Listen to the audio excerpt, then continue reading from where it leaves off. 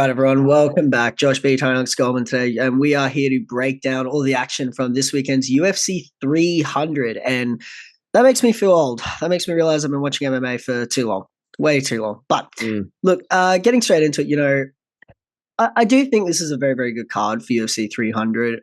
Obviously, it doesn't quite compare to UFC 200, UFC 100, but a good card nonetheless. And I want to start with a fight that I know that, Josh, you're quite excited for, and, I'm excited for as well, which is Holm and Kayla Harrison.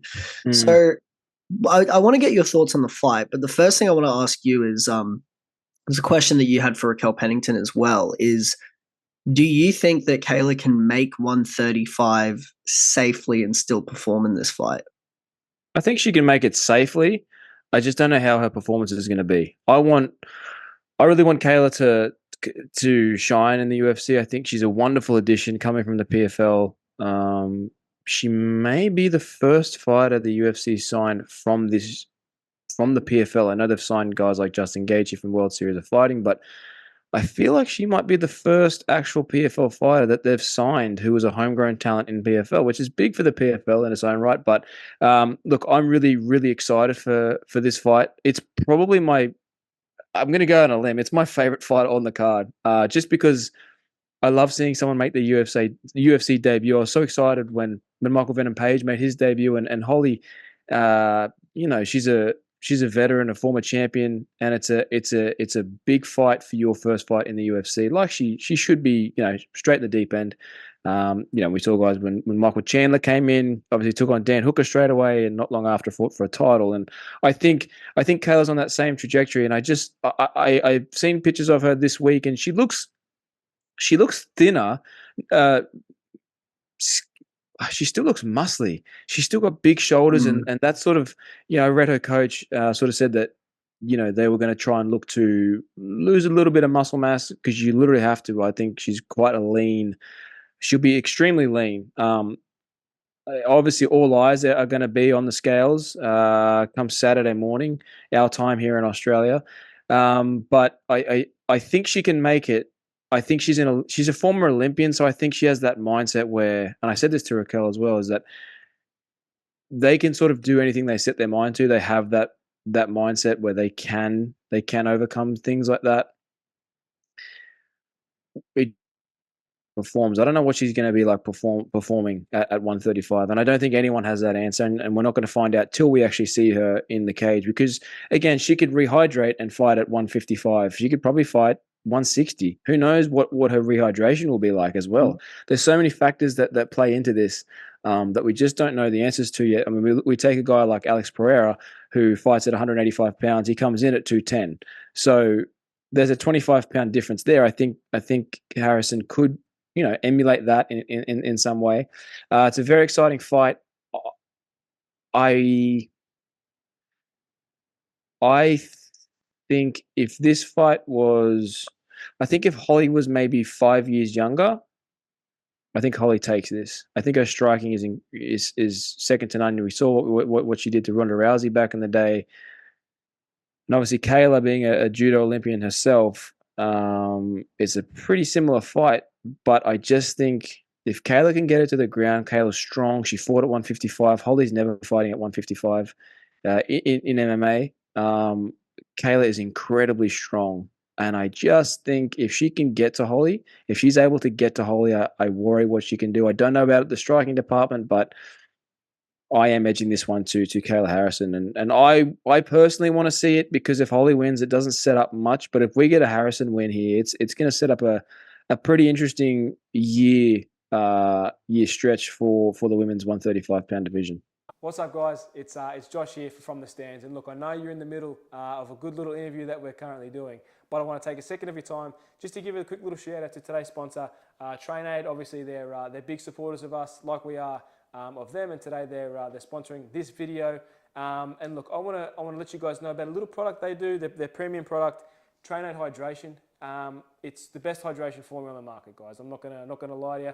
And look, if you don't believe me, ask guys like Israel Adesanya, Alexander Volkanovski, Leon Edwards. You ever heard of these guys? I mean, they're the top athletes in the world. And they're all taking TrainAid Hydration. It really is the number one formula in the world for hydration. And in the summer months here in Australia, I mean, it's something that I think everyone should be taking.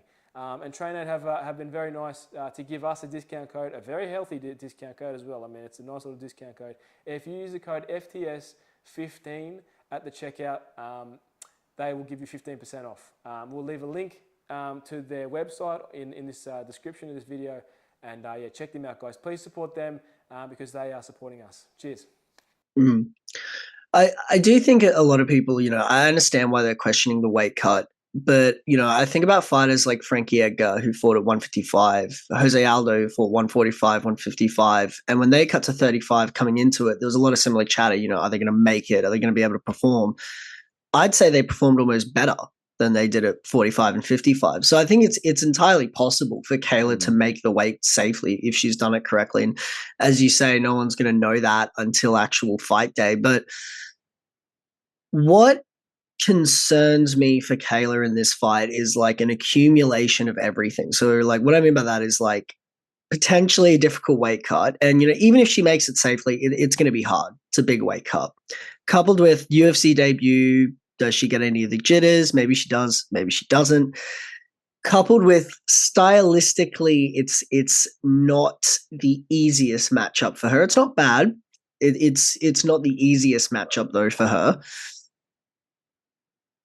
I agree with you that if this was 5 years ago, I would edge this to Holly with quite a bit of certainty, actually. I really would be edging this to Holly. I still do think Holly will win. I don't think it will be like a Ronda Rousey win where she's going to knock her out with a head kick. I think if she wins, it's going to be close and it's going to be very much Holly trying to chase the outside foot and just kind of pick at her for 3 rounds. I can kind of see the fight going that way.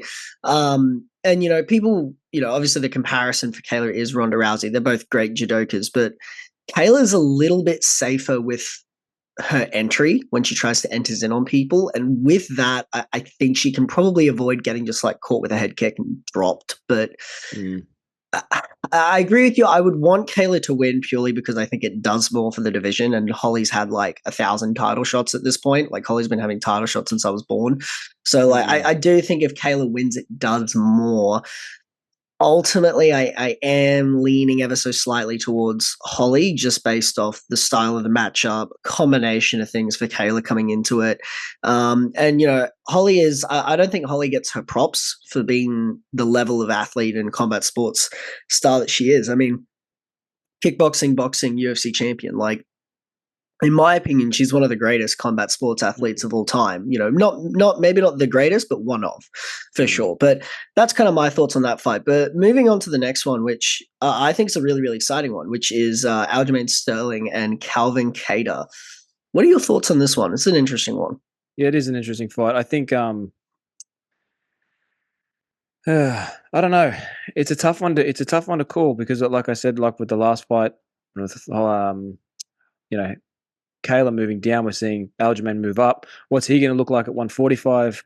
Maybe he's going to. I think I kind of am leaning towards the fact of yes, Aljo may not be the youngest fighter anymore, but I think moving up in weight later on in his career is going to serve him really well. And I think it's a good move for him. He was the bantamweight champion.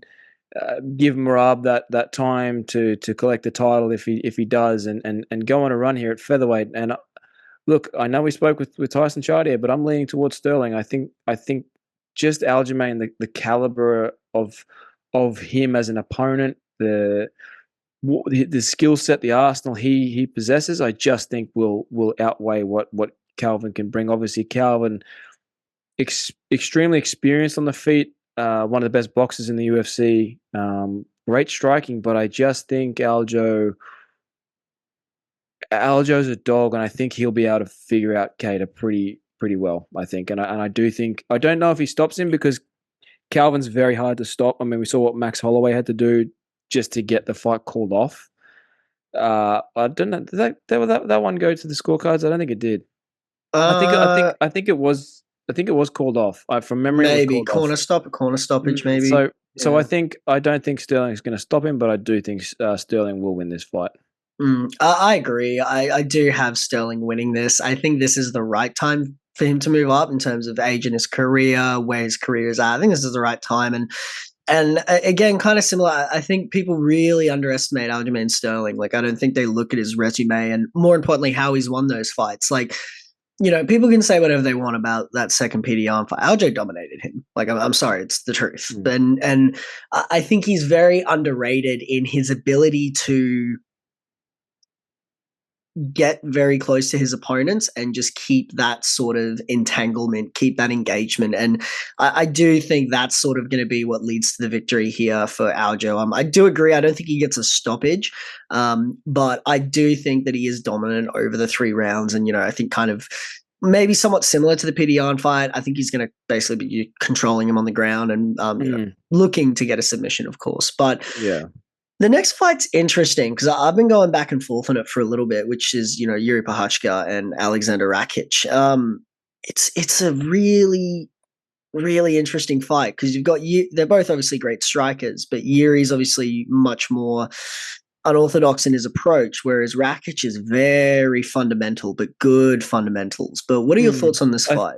I'm leaning heavily towards Jiri, only because Yuri's been far more active. We haven't seen Rakic since his loss to Jan Blachowicz over. I mean, that would have been a year and close to 2 years ago at this point. Yeah, I'm pretty sure that was close to 2 years since we've seen Rakic. I believe it was May or June of 22 was the last time we saw Aleksander Rakic. It's an extremely long amount of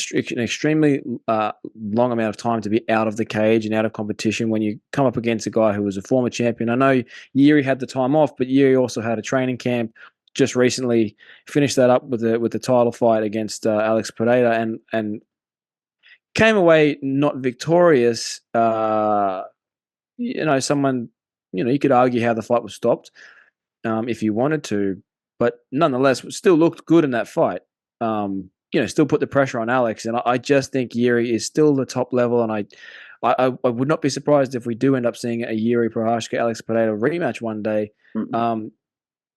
Just purely based on I just think Jiri, yes, he's awkward and he's different. I think he beats the fundamental guys like a Rakic. We saw what he did to a guy like Dominic Reyes. I mean, sent him to another dimension. And I'm not saying he's going to do that with Rakic. Rakic is very talented and deserves to be in that top 5, top 6 ranking. I just think Prochazka is a lot more skilled and will take this fight convincingly.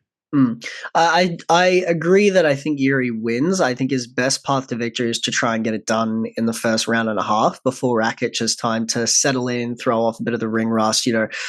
I think if it goes towards the end of the 3 rounds, I could see a path to victory for Rakic through like a split decision kind of thing. But I am leaning towards Jiri coming in there pretty early and looking to get a dominant victory, particularly on a card like this. But moving on to the main card. So we'll start from the bottom, head our way to the top. But Bo Nickal versus Cody Brundage. Now, the placement on the card has obviously gotten quite a bit of flack in terms of Bo being several spots above, former champions and other high-profile fighters. I understand the concern. I'm not as put out about it, I guess, because it's the first fight on the main card. If it was, third from the top co-main event, I'd be like, this isn't okay. But I'm not too concerned about the placement. In terms of the fight, I think Bo Nickal wins, but I think he's going to get a little bit more of a scrap this time than he's used to. Cody Brundage is very, very good, and he's been around for a little bit. And I think that, again, I am leaning towards Bo Nickal winning. I do think he's going to experience a little bit of adversity in this fight. But what are your thoughts on this matchup? Yeah, in terms of placement, I'm not overly bothered. You can't be bothered when the whole card, there's 12 former, 12 fighters who have been a UFC champion on this card. It doesn't matter. I don't think being the headliner of the ESPN prelims is a great spot. It doesn't matter where you are. The first fight of the night is Cody Garbrandt versus Davison Figueiredo. I don't think it matters. You could put Max Holloway versus Justin Gaethje on the prelims, and I feel like this card is interchangeable. It doesn't to me anyway, it doesn't particularly matter where placement is. I know people have a problem with it, but I have on what your assessment is. I do think this will be I think Bo Nickal will win just because of his. I think Bo Nickal will continue to win, and we'll continue to say, "Yep, I'm picking Bo Nickal," until he sort of enters that top 15, top 10, like we did with Khamzat Chimaev. Same thing with Khamzat. We always said, "Yeah, we'll think Khamzat will win." Then Khamzat came up against Gilbert Burns, and it was like, "Oh, Gilbert Burns, this is the fight." Bo Nickal will experience his version of that within the next year. I think maybe a year and a half. Obviously, he's still very early on in his career. I don't even know if he's 5-0 yet. I don't think he may be 5-0, but he 5 or 6-0, something like that. But he's not very far into it. Obviously, made his debut on the Contender Series, and then had another fight, and then he's had 2 since then. So he's probably around that 5 mark. Yeah, I mean, we're not going to see him get tested, I don't think, with a top 10, top 15 middleweight for a good amount of time. But when we do, that's when I think we'll go, those are when the questions get answered. If he comes in this fight and Cody Brundage beats him, I mean, it's obviously a big derail on the hype train. Loss, yeah. But if he continues to steamroll and do his thing, we're going to be in a position where we want questions answered. And if he goes out there and, you know, in a certain amount of period, in a certain amount of time, you know, he can go out there and get through these top 10 middleweights, then the questions will be answered. But until then time, I can't back against him, just because I think the pedigree of who he is as an athlete and a competitor, and he's continually improving as well. I think he's a very good prospect, blue chip prospect. I think as a mixed martial artist, obviously incredible wrestler, but as a mixed martial artist, I do think he needs some of those scrappy fights, because I think that's where these fighters learn the most, and they always come out the other end better when they have to actually be tested a little bit more than just walking in there and steamrolling the guy who was mowing lawns 2 weeks ago. You know what I mean? So I expect a scrappier fight. I expect Cody Brundage to do some work on Bo Nickal, but ultimately I just think Bo Nickal's wrestling is going to be too much for a lot of middleweights. No, I agree, and you know, again, it's very interesting because I think he's probably one of the biggest prospects in the UFC right now, and kind of it does make me think, because we've seen a lot of prospects get derailed. I'm like, oh, is this going to be another one? So I do think it's an exciting fight, but that kind of takes us to our next one, which is Charles Oliveira versus Arman Tsarukyan. I hate saying this because I'm a massive Charlie Olives fan since featherweight days. I do think Arman is going to take this. I don't think this is a case of like Charles Oliveira's over the hill, he's done. I think he is heading towards the back end of his career in terms of where he's going to be in the rankings. And that's based just off, he's been in the game for so long. He's got so much road mileage. He has taken a fair bit of damage. And these next generation of lightweights are coming. And don't get me wrong, I still think you throw, bottom end of the top 15 against Charles Oliveira, he destroys them. But I do think this is Arman's fight to take. I can see him getting on the inside and either controlling Charles Oliveira, or I could see him knocking him down, following him to the ground and being smart, kind of getting a finish there. But that's how I kind of see this fight playing out. What are your thoughts on it? I think we'll learn what Charles Oliveira's future looks like after this fight. If he can put away a guy like Arman Tsarukyan, be it decision, finish, however you want, I think that's extremely impressive. Arman has been on a tear, and he is a guy who I think should be fighting for the title. With a win over Charles Oliveira, I think Arman Tsarukyan should leap over Gaethje. I think he should leap over Dustin. I think that's the fight. And it makes sense with Islam. There's a history there, but I do think we will learn where Charles Oliveira's future is after this fight. With a loss, I don't think he's claiming that belt back, and I don't think he's back there in the. He's definitely a top 5 lightweight. There's no argument about that. I'm not disputing the fact that he's a top 5 lightweight. He just beat Beneil Dariush. When was that? That was a while ago. That was May last year. Wasn't it? He was originally scheduled to fight Islam last year, and then something happened. I remember what. Did he get cut? Was it May? Oh, he was meant to. Oh, it was the rematch, and then Volk stepped in, and then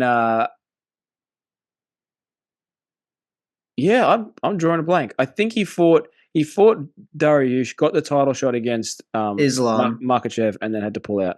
Now here we Yeah. are. Yeah, so now here we are. So I do think Charles. Look at the guys he's beat. He's beat Justin. He's beat Dustin. He beat Mark, and all finished everyone. Like, he's an insane talent and generational talent. He's extremely impressive at that lightweight in the lightweight division. I just think Arman Tsarukyan is this hungry killer. Like, he's a different breed, and I want to see Arman Tsarukyan versus Islam Makhachev more than anything, because at 155, that's the fight. That is an insane fight. And if Islam can get past Arman Tsarukyan, that shows how good Islam is. Not, I know he's already done it once, but that, we're not comparing apples to apples here. That was many years ago, and these guys have improved leaps and bounds. I am leaning towards Arman Tsarukyan. It kind of sets up a logjam at 155 if Charles wins, because then you've got an argument for Charles. If Gaethje wins, you've got an argument for Gaethje, and then 55's always log jammed. It's always log jammed. It's one of those ones. I want to see Arman Tsarukyan win. I love Charles Oliveira. I'll put it out there. I think he's one of the greatest lightweights to ever do it. But I think Arman will take this. It's a 3-round fight.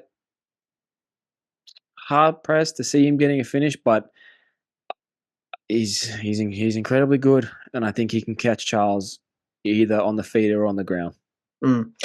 Well, now we head to what I would say maybe is the fans' co-main event, which is Max Holloway versus Justin Gaethje for the BMF title, which I'm still very surprised is still around. And to be like, I personally am not a huge fan of the BMF title. It's me thing. I'm not the biggest fan of it, but it's an amazing fight. I do think people are underestimating Max. I think people are looking at Gaethje and they go, well, he's going to be too big, too powerful, and he's got this sort of brawler style. And I think people kind of mischaracterize Gaethje. I think he's actually very, very technical. In terms of how he loads up and then how he counters, he's actually very technical. And in a way, I think that can favor Max, because Max does very, very well typically in fights with people that are very sort of technical by the book strikers. I actually am going to go a bit against the grain. I'm actually going to side with Max Holloway in this fight. Again, I understand Gaethje completely has the potential to change Max's career, has the potential to knock him out, beat him up. I'm fully aware we could see Max get a very bad beatdown, like a Tony Ferguson type beatdown. But I'm going to lean towards Max. I think from what I've seen that he's taking this move to 55, not more seriously, but he's putting in more effort to bulk up correctly. I think he's got a style to kind of frustrate Gaethje a little bit and cause Gaethje to have to chase him, leading to Max to kind of being able to counter him. I don't think he finishes Gaethje. I don't see that happening.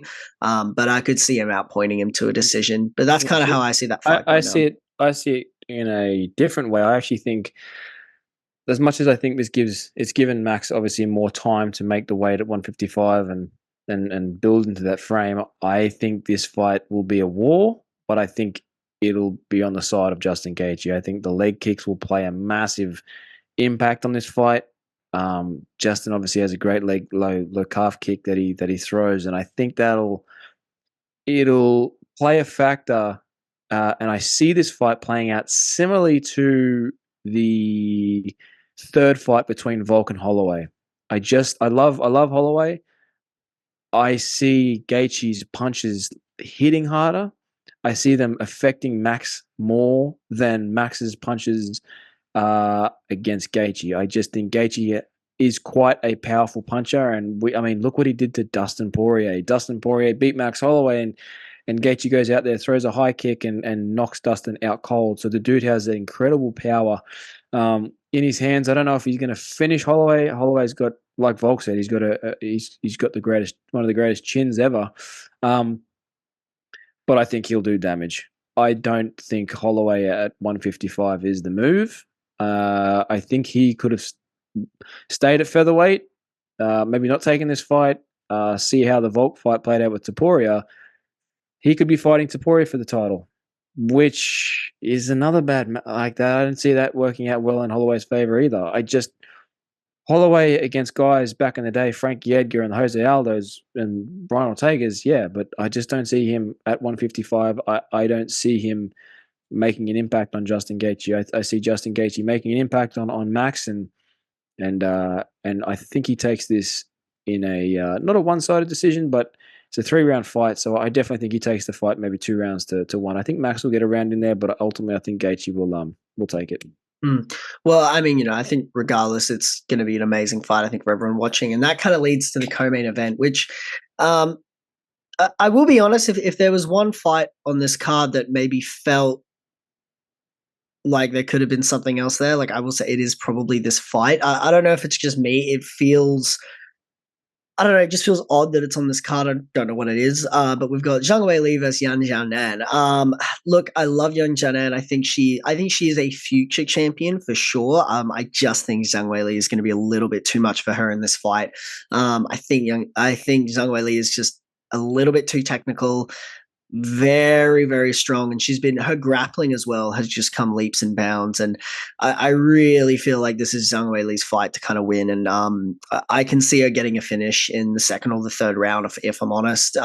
Again, no disrespect, Yan Xiaonan, I think she's a future champion for sure. I just think at the moment it's Zhang Weili's time. But what are your thoughts on that fight? In terms of the fight play, like the fight being on this card, I would have loved to have seen this fight headline the UFC China card. Obviously, that didn't come to fruition December last year. I think it was scheduled for, and we never really found out what happened. All the fights got moved to the Apex, but I would have liked to have seen Zhang Weili and Yan Xiaonan on the UFC China card. That would have made much more sense, and would have been awesome for Chinese MMA. I agree. I think Zhang Weili is entering this era, or her second reign is more dominant than her first. I feel like it's going to be. Obviously, she came up against the tough one in Rose Namajunas during her first reign and never really got the title back. But then after what she did to Carla Esparza, I just think, I don't think anyone's going to be a match for Zhang Weili. I think she's she's incredibly smart. Her fight IQ is one of the highest in the UFC, male or female. I really think that she has an incredible fight IQ. The way she downloads data, the way she fights, everything about her is dominance, and I think we'll see the same. Zhang Xiaonan definitely deserves to be where she is, but I just think between the two of them, Zhang Weili is the 1A, and I see Yan Xiaonan being the 1B. I think just Zhang Weili is just on another level, and I think we'll continue to see that with her fights moving forward. And I guess that leads us to the main event, one of a big fight. Could have been neither here or there. I personally would have liked to have seen it on 301 in Brazil. Yep. I think that would have made a lot more sense.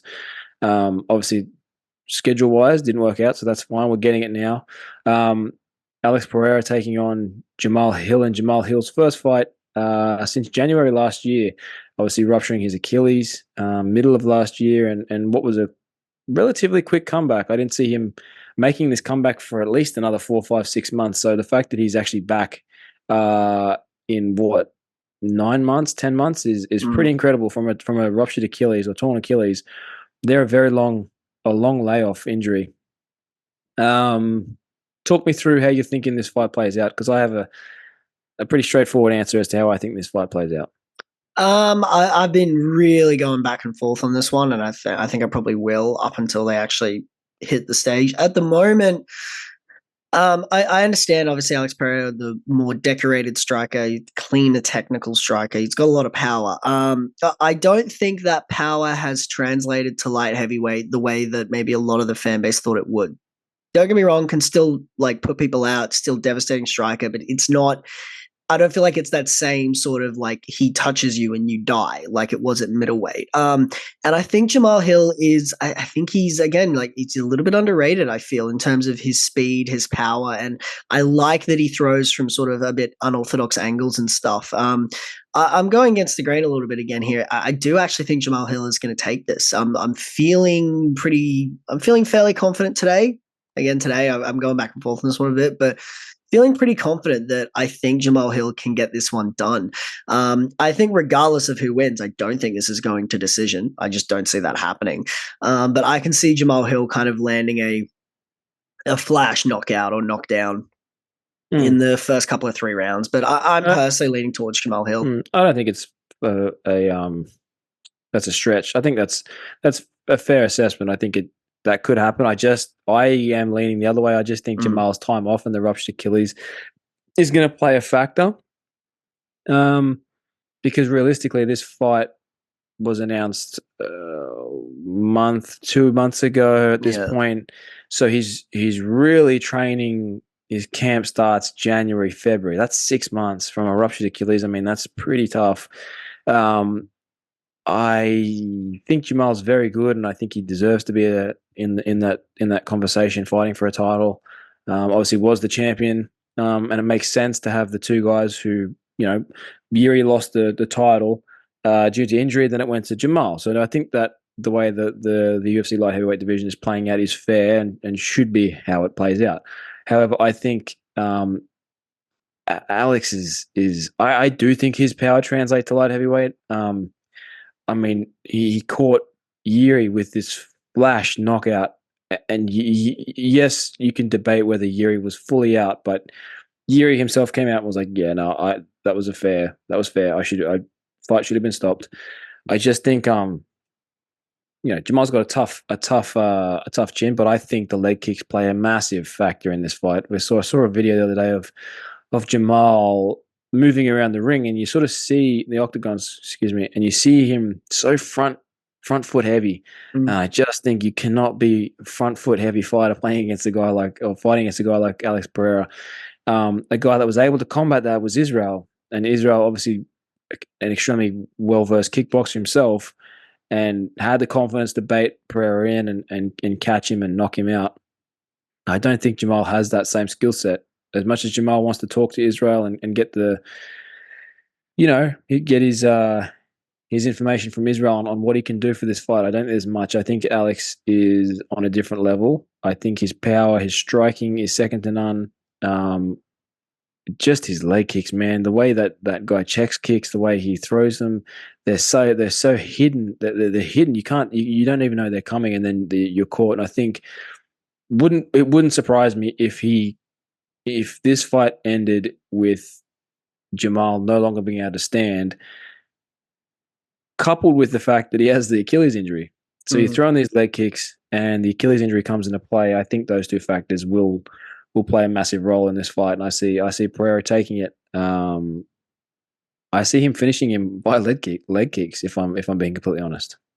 Well, and I think as well, I think that's a very fair assessment, taking in the leg kicks with the injury. I think that's, definitely a way that this fight could go. And, look, we're recording this, 10th of April, Australian time. So fingers crossed that none of these fights change and nobody tests positive for anything 2 days before the fight. Yeah. So let's hope that doesn't happen again. But guys, just want to say latest interview with Ben Johnston just dropped. So please go check that out as well. And we've had a big uptick in views and subscribers lately. So really appreciate all the support, guys. But comment below on this episode and let us know who you guys think is, going to take these fights that we've talked about today, as well as which fight you're most excited to see on the card.